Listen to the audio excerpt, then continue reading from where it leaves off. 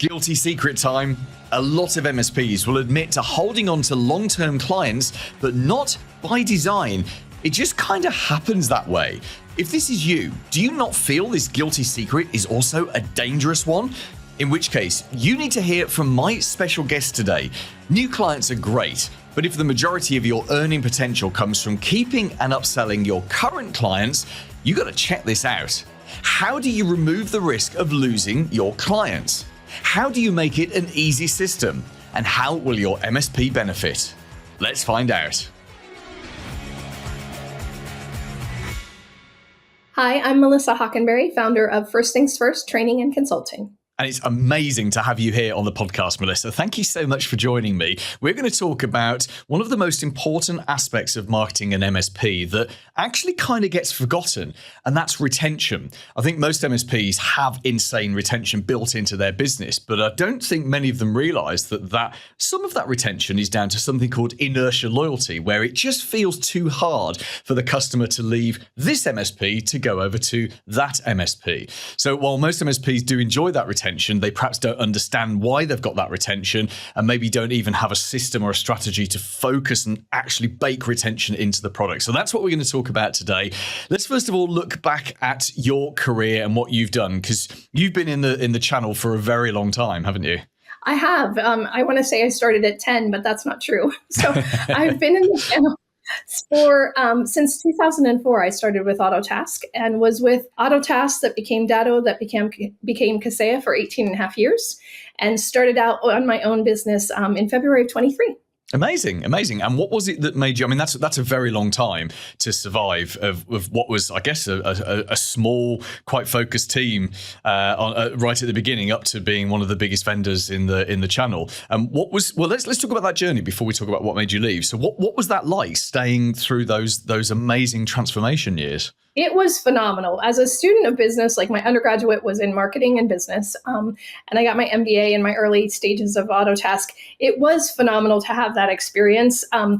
I started as the first dedicated product support rep at Autotask and got the first promotion. Was the first person to go remote. It was just a lot of fun in that. You know, there were 9 of us when I started. I think there was a group of 5 that were hired on the same day. And just to watch it grow and see that and be in almost a case study as it happened, which was kind of cool. What made it feasible, honestly, when I look back on it, I'm sure there are people like, why would you stay in one company for 18 years? Well, I had 10 different jobs. I was constantly being like promoted to the new thing or in charge of the new thing. But 8 of those 10 times, the job didn't exist prior to me doing it. So that made it the type of thing I loved doing, because you were basically just forging your own step forward. And I was given a lot of leeway to, okay, go interpret this and do this how you think it should be done. And that made it very easy. And what I liked actually is most people can't say they like mergers and acquisitions, but it was cool for me when we would acquire a company.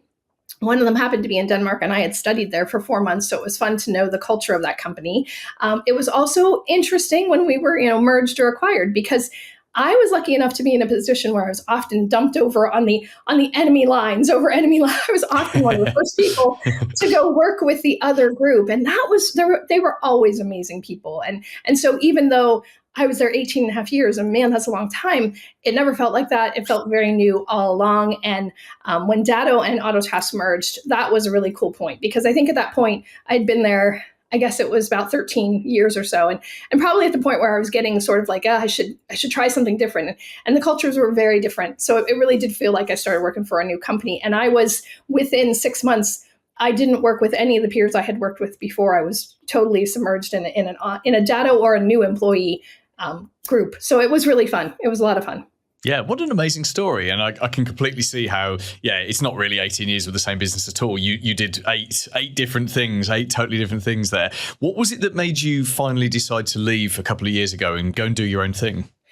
Some people would call it a midlife crisis. I was in my late 40s and sort of turned to my daughter on my birthday and said, I'm not going to be doing the same thing, or not for the same company, a year from now. And honestly, I'm a very faith-based person. So in prayer, I really felt like it was time for me to jump out and start to use what I had learned in a much bigger arena, like be able to have impact of everything I had learned over the years and get it to more people, because you're sort of sequestered in a company. I will say I was never a person that was like, I want to be an entrepreneur. Never. Like that. I love a W-2. I love a steady paycheck. I love all those things that come with it. But I felt very, very much like it was time to go do that. And I'll say I said one last prayer on Sunday, April 10th. And if you look back in the logs of Sunday, April 10th, 2022, on Monday, April 11th, Kaseya purchased Datto.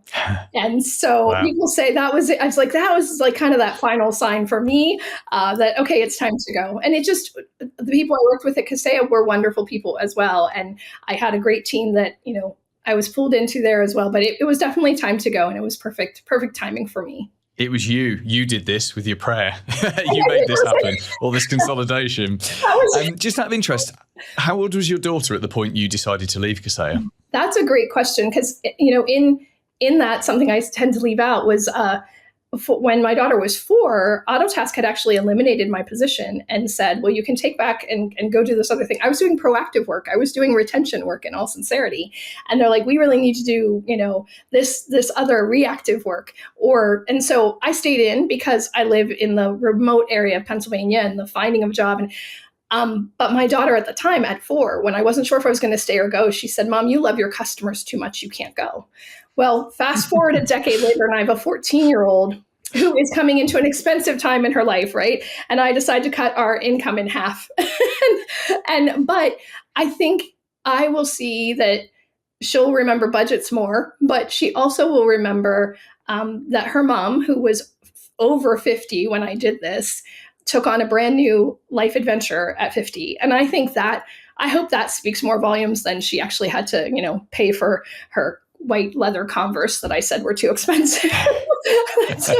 But yeah, she's been a great, I will sometimes have trouble thinking through an idea and I'll just go to her and she is a great sounding board. So I'm very thankful exactly how it happened. I think it was perfect timing.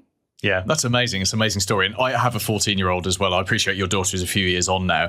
But my 14, the greatest thing about having a teenager is when you have got a business problem, of course, teenagers are always right. So, any question, you just ask them and they give you the perfect answer, which is fantastic. So thank you, teenagers. And if you become a little too ego driven, they will cut you down in less than 15 words. So.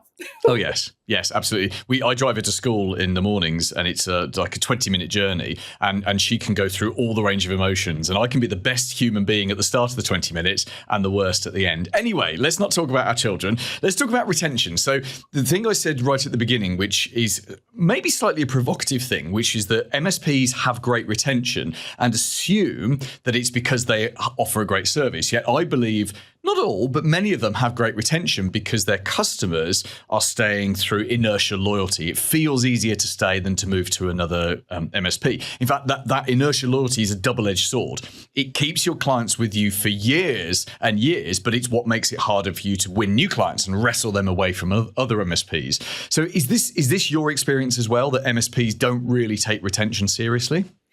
100%. And actually, I have a video on that discussion right now because people think I have never lost a customer.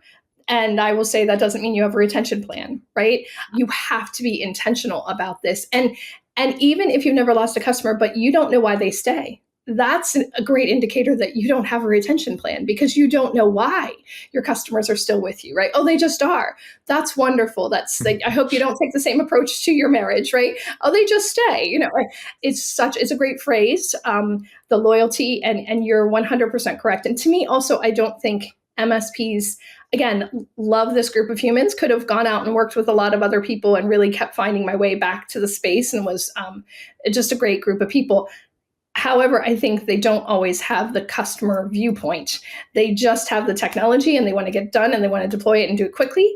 And that doesn't always give the greatest experience. And so those who do have trouble with they bring a lot of people in the front door. And as somebody told me the other day, that in a lot run out the back, right? That's what you've got to understand. So I've always been hyper aware of the customer view. I like to call them goggles because I'm a swim mom. So putting on the customer goggles, which are a little uncomfortable at first if you've ever swam, but it's one of those things that you need it for clarity.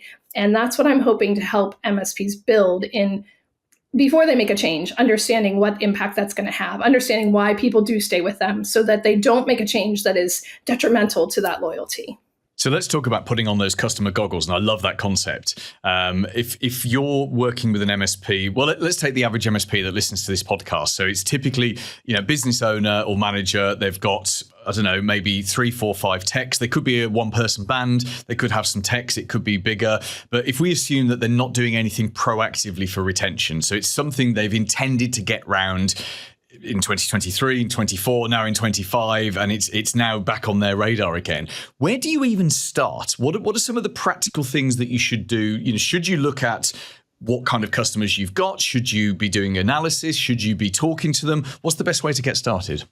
I think the easiest is to get your house in order first, and there's some things that people don't think about. So first of all is job descriptions. It seems very strange for retention, right? But job descriptions will let you know who's focusing on what. And I can't tell you the number of MSPs probably sitting right now and going, oh yeah, I never finished that person's job description. Now you've hired 3 people and they still don't have a solid job description. But for the purpose of the fact that if you are a 1 to 3, 4, 5 person shop, you need that job description so that everywhere in that description, it talks about focusing on a positive experience for the customer, right? So that when you have somebody who doesn't do that, you have grounds now to say you're not meeting the job description. So solid job descriptions are a part of retention because your people are going to help you retain. They're your first line of defense in retaining. If it's just you, okay, where do I get started? You get started with a concerted effort to start listening to your clients. There's a phrase that I love, and everybody knows it will go, in my obituary. What questions do you have? So you have just, poured out, you are a one-person show and you have just poured out everything to a client. Instead of, do you have any questions? What questions do you have? You are going to find clients who never asked a question are asking 6 questions after you say that because you just open up the conversation and now you're starting to learn more about them. So as a one-person shop, I'd say go deeper in understanding the clients that you do have. And when you have a chance, go to lunch and say to them, hey, why are you still with us? What makes us work for you? Have you figured that out? Have you ever thought about that? Having that casual relationship conversation. But 2 phrases, what questions do you have? And tell me more.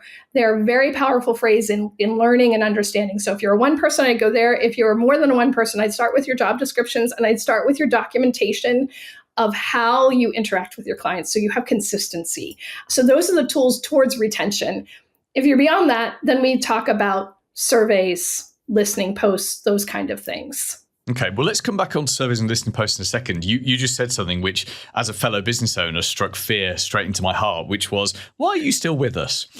Because I know I've got 700 MSPs that I'm working with right now, and I would be terrified to ask them that because I think as a business owner, the business it's not a business, it's a personal thing, isn't it? It's a very, it's a baby, it's another child. I have 2 children, really. I have my daughter, Sam, and I have the MSP Marketing Edge. Those are my 2 children. Yes. And as much as I would be confident asking that question, I would also take, there would be a deep fear. It would be like asking a wife or a husband or a partner, why are you still with me?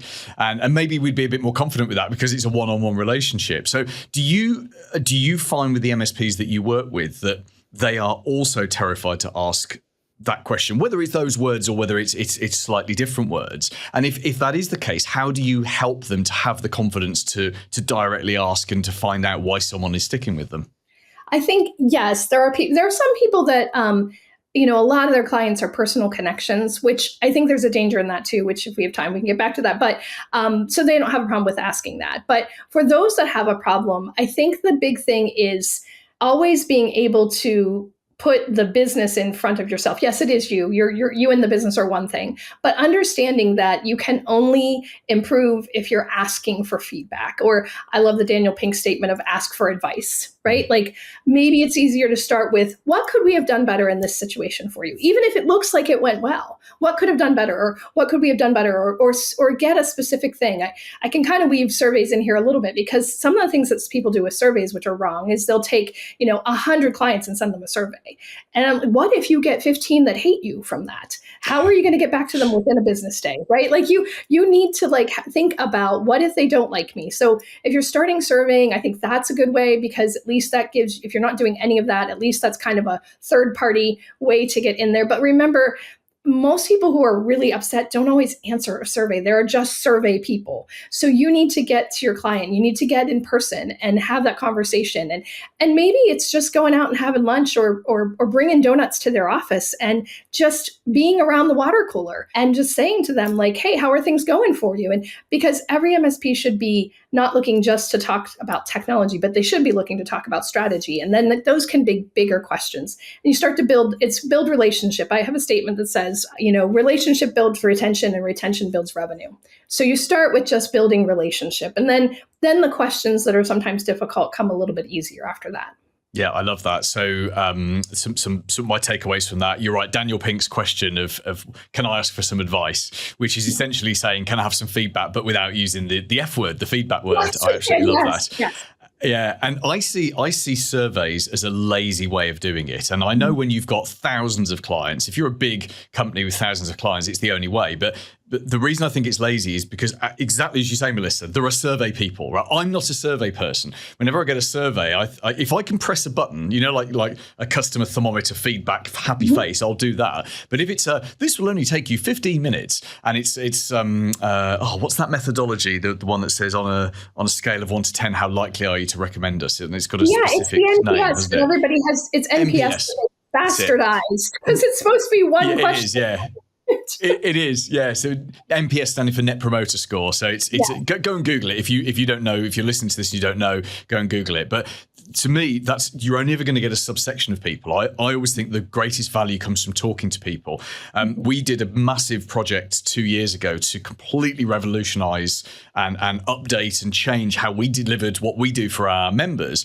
And I spent a not inconsiderable amount of money paying a researcher to do 100 Zoom interviews. So she interviewed 100 of our members, or more or less 100, over Zoom. And we're talking like 20, 25-minute conversations. We're not talking quick conversations. But the value that we got from that was 1,000 times what we paid. And even today, we can run a decision past the research. What did members say 2 years ago that would influence how we're doing that now? Which was just such a valuable conversation. Okay, Melissa, I could talk for hours and hours to you about this, and you're going to be one of these perennial guests that comes back onto the show. I can feel it in my bones. Let me ask you a final question. It was something you mentioned earlier, and then we'll talk about what you do to help MSPs. So you said you threw a little aside out about how clients become personal connections, and there's a danger in that. Can you explain that to us? Yeah. So just like a marriage that's 25 years old, which I have one of those, you have a complacency and a comfort, right? And I've heard more MSPs in the last year or so say to me, I lost a client and they were like a personal friend. Like these are people I knew well. And it's because I was just on a call with some customer success managers, a peer group that I moderate. And we were talking about like, what do you do when you don't have anything to talk about with a client? And I'm like, well, you still go. You take them donuts. You ask bigger questions. Because very quickly, especially when so many of these customer success people are so overwhelmed with way too many clients, you forget that, oh my gosh, it's been 4 months since we've been there, or it's been 3 QBRs since I've been there, right? So we're talking nearly a year. So I think that when you get comfortable with someone, you think, oh, they're never going to leave, but you've lost attention to them. So I think you always have to take that person and say, yep, they are, and we have a good relationship. All the more reason I should want to go and hang out with them and ask them what their strategy is. I always say, if you do not know the business goals, not the technical goals, the business goals of your top 10% of your customers, or top 10, however you want to take that. But it's like, where is that, 80% revenue mark? If you don't know the business goals, you're at risk of losing them because you're not entwined with what they're doing. And don't let the technology filter come onto those business goals, but go and have that business discussion. I can guarantee you, even if you don't have anything to talk about, they had something come up that was major in their business in the last quarter. Go ask them about it and see if you could have helped. If nothing else, you can be a listening ear. And that's going to build reputation and a relationship and renew your commitment to them, even if they've been a 15-year fan or a 20-year friend. Yeah, I completely agree. And in fact, this is where MSPs are putting a foot into the VCIO territory. And I think the concept of VCIO has been it's been shaped into something else within the MSP world. It's not strictly as it should be. But if you do strategic reviews with people, if you build technology roadmaps and you're taking a 3-year view where you're looking at their business through the filter of technology, but it's not the technology you're looking at. You're looking at where they're going, how they're going to get there. And we all know that technology plays an integral part, but it's not the be all and end all. It's just the enabler. And I think you're right to look at it that way. So you never stop losing value or never stop giving value, as it were. Melissa, thank you so much for your time. Let's just briefly talk about what do you do. So obviously we all know now that you started your own business a couple of years ago. You're working with a load of MSPs. Tell us what you do to help MSPs and what's the best way to get in touch with you. Yeah, so what I help them, I start with something as simple as a customer retention inventory, which you can actually find on my website. My website is the first letter of each one of the words in my company, which I should have thought of differently, but it's ftftac.com. Tried to make it short, but those all sound like the exact same thing. So if you think first things first, training and consulting, you'll get there. Just take the first letter and smash them together. You can also, easier to follow me, find me on LinkedIn. Probably that's where I post all of my information. But I'm helping managed service providers really take a look at what are their current retention efforts and where can we get them to a bona fide retention program. And I'm all about the baby steps of it. So even if, you're like, well, I don't even know yet, there's portions of what I'm doing that you can still find value with. I give a free webinar every month. Take a look. You find it on LinkedIn that talks about inventorying your customer retention efforts. So take a look and see, how are you doing? Where are you? And then we move through the process from there. So it's all about building a retention program, an intentional retention program, not just I've never lost a customer retention program. Paul Green's MSP Marketing Edge.